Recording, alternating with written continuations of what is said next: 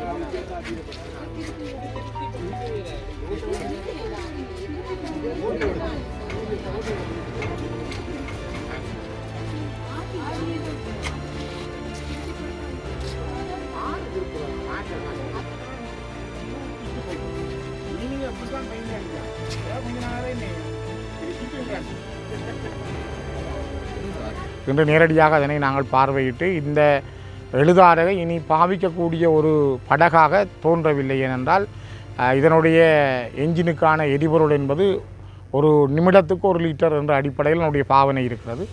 ஒரு நாளைக்கு பயணம் செய்வதற்கான இந்த அனலதீவுக்கு எழுவதீவுக்கு பயணம் செய்வதற்கான எரிபொருளுடைய அளவு மிக கூடியது. அதனை விட அதனுடைய அந்த படகினுடைய பாரம், படகு பராமரித்தல், மாதம் ஒரு முறை அதனை சர்வீஸுக்கு உட்படுத்தல் போன்ற விடயங்களை அதனை பயன்படுத்தியவர்கள் குறிப்பிடுகின்றார்கள். அவை இந்த படகு இந்த மக்களுக்கான போக்குவரத்துக்குரிய பயன்பாடாக தென்படவில்லை. இதற்கான ஒரு பதிலீடாக மக்கள் இலகுவாக பயணம் செய்யக்கூடிய அனலதீவு எழுவதீவுக்கு பயணம் செய்யக்கூடிய ஒரு படகை உடனடியாக தெரிவித்தலே பொருத்தமானது என்ற வகையில் இன்றைய தினம் இதனை பார்வையிட்டிருக்கிறோம். அதற்கான தொடர் நடவடிக்கைகளை மேற்கொள்வோம்.